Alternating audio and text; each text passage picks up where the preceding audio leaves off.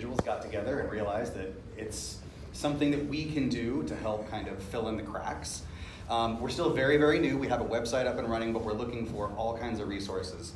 One thing we're kind of running into is there's not a lot of resource on the Fast City website that is helping us with things about what kind of accessibility features we need. We kind of fall through the cracks of what we're finding on there as well. We don't have permanent structures. We don't have a place where the public can come into, and a lot of the resources we're finding are kind of pointing towards those sort of facilities. I'm just kind of wondering if there's another place that we could look, or if there's a particular liaison or department that we could communicate with within the city. We aren't sure if our final place is gonna land outside the city or inside the city limits proper, but we're just kind of looking for that partnership to help us get up and running. If there's any sort of guidance that we could get on that. So fruit down. So if I can connect with you after the meeting. Yeah. We had one for a little while in Fruit Valley. Rose Village for a little bit, worked on getting one set up. And I'd be happy to connect you with as many folks as I can to help. That'd be awesome. Get some of those conversations going. So Awesome. thank you for doing it. On that same topic, just a couple weeks ago, I noticed on the national news that there was a city back east whose library system actually implemented the tool library. I don't know if you know, in Fort Vancouver, we also have a seed library to run through Fort Vancouver. So what I'm wondering is these groups, would it be advisable, because it could expand outside the city limits, to try to see if there's some cooperative thing could be done with the Fort Vancouver library system? Because library doesn't just mean books. The term library means an area of storage, okay? And so that may be something, it was done, I don't know, I wanna say back in Rhode Island or Massachusetts, or that, in the actual library system, because they say, why go spend $300 on on a certain tool when you're gonna use it for a day?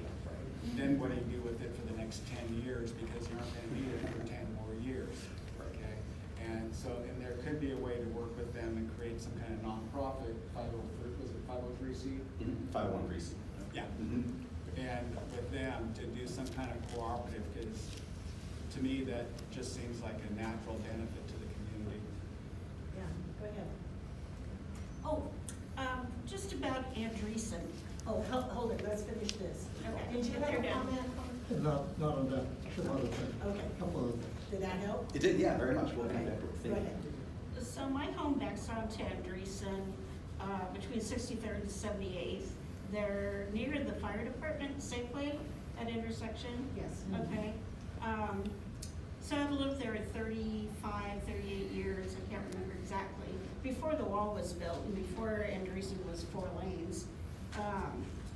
And so a couple of things is that the speeding on there is horrible. Especially coming up from 63rd and Andreessen. And then what they do is by the fire department, they come up and then they just speed down to 78th.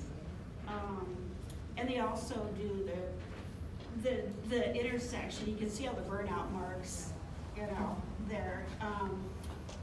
The traffic there has grown exponentially terrible over the years, and it's like one of the major north-south roads. We really need to alleviate that somehow off of 205 and Hampton Parkway there. The thing is that 18-wheelers go down there, so now I get the fumes from those trucks. And I would really like it if we could see about doing some kind of an ordinance of 18-wheelers not going through a neighborhood. You're really going through a neighborhood because the homes back onto there so closely. The back of my house is 85 feet from the wall. The noise there is unbelievable. I cannot sit out on my deck and enjoy an evening there because I can't listen to my music, anything. So I think the right to enjoy our property has diminished greatly with the traffic on there. And I know you guys are aware of the traffic problems in town. But when you've got all of these, heavy equipment going down there, the people with their bass turned up so loud it shakes the pictures on my walls, you know. Understood. Do you have that, you used to have a row of trees along there. Well, there's some along there and along others, I mean, so they're not sound absorbing there. And so when I've attended the transportation meetings about that, their data, their traffic count is years behind. And the other is they haven't done the pictures on their website are so outdated, they don't even have the new 10 years old probably now. Neighborhoods that are in there, the apartments right there at 63rd and Andreessen. So there's in all my traffic studies, there's a lot of health issues that go along with the noise of the car tires, the fumes from there. And you've got the senior apartments that are down there towards SR 500, that back onto there. There's a senior living complex. You can't tell looking on Andreessen, but there's senior apartments there. Yeah, independent living. Yeah. If we catch Ryan, let's be back. Thank There you. are some other people who we haven't heard Yeah. from. Okay, well, actually, I would like to very briefly touch on three things. I used to live in the San Francisco Bay Area, and every time you go across the bay or the Sacramento River on a bridge, you have to pay a toll. So, and those bridges have been for a long time, except for the one going across the Carquejas Bridge.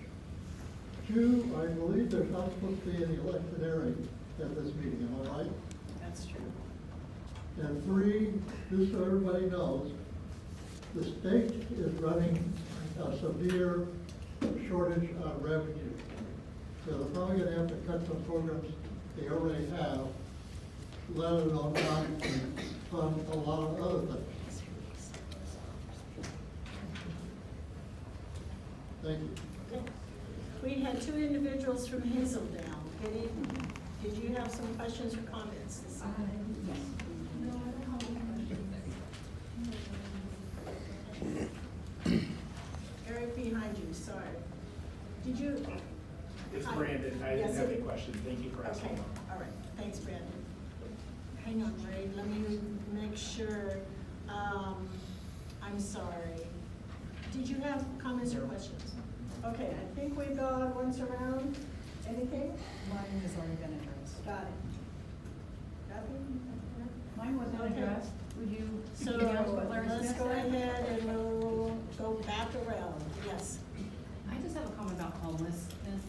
So I live in Home neighborhood and I'm right there by Mill Plain, just a few blocks up. And we had that entire wall was full of homeless for the whole time I lived there, which has almost been 5 years. And then all of a sudden it was clean it up and get it out, post the signs, and they don't return. So how come we can't do that in other parts of our city where community people have this right outside their home or right outside their business? It's affecting people.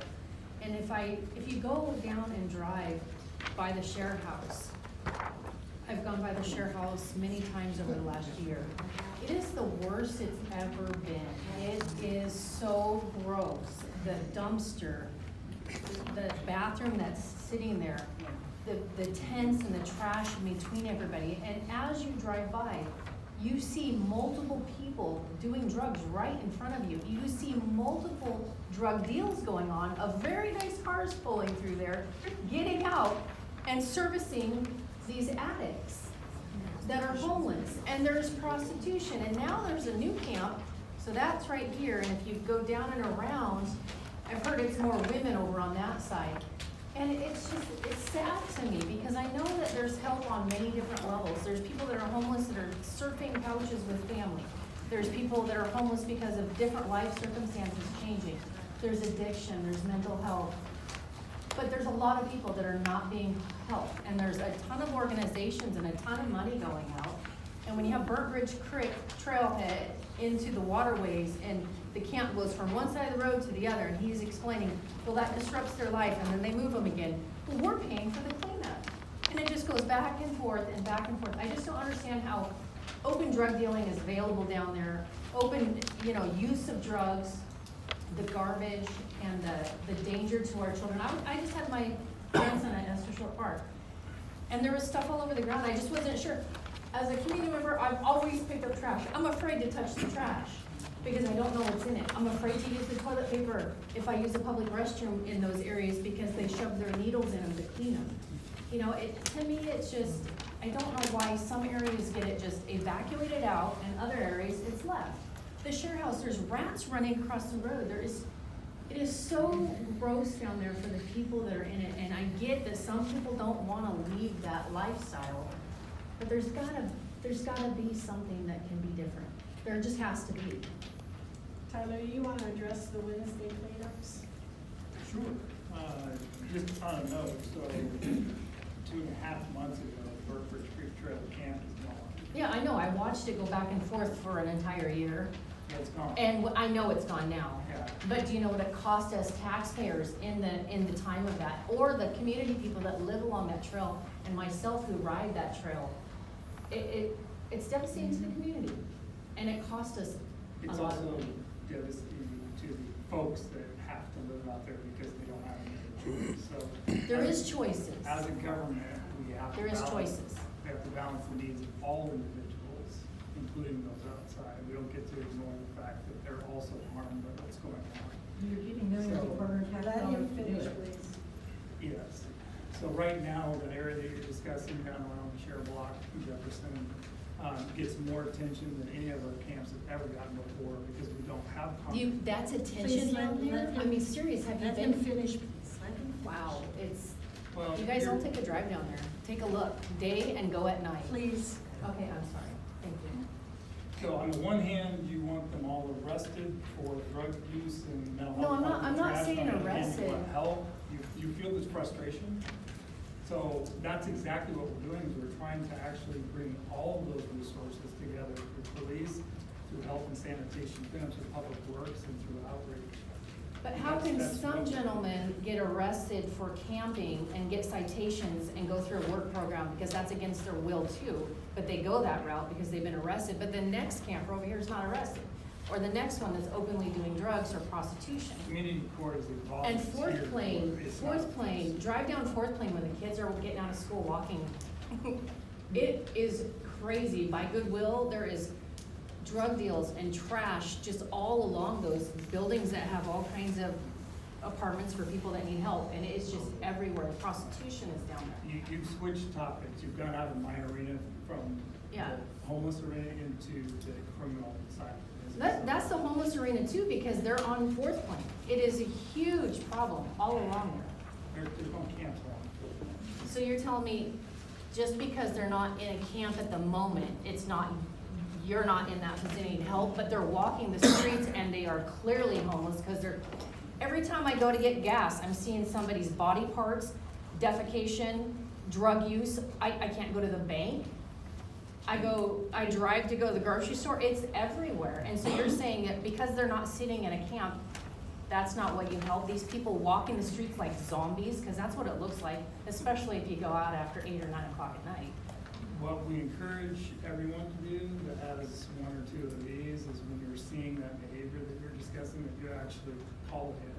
Because they sleep during the day in the camps, the one that you're addressing, and then at night they're When you walking see around. Ma'am, when you see the behavior, we encourage you to call 911. I have videos after video after We video. encourage you to call Once a week. 911 so our officers can respond to the issue you're describing. Okay. How can we actually address it if we're not? In fact, I have addressed an issue at Goodwill. I watched a drug deal go down over and over. The car rounded the parking lot, and the next homeless person came up and got drugs. And I thought, as I'm dropping off my Goodwill, this is really interesting. I videoed it, and I did send it to the police officer. The very next few days or a week later, there was a motorhome parked there.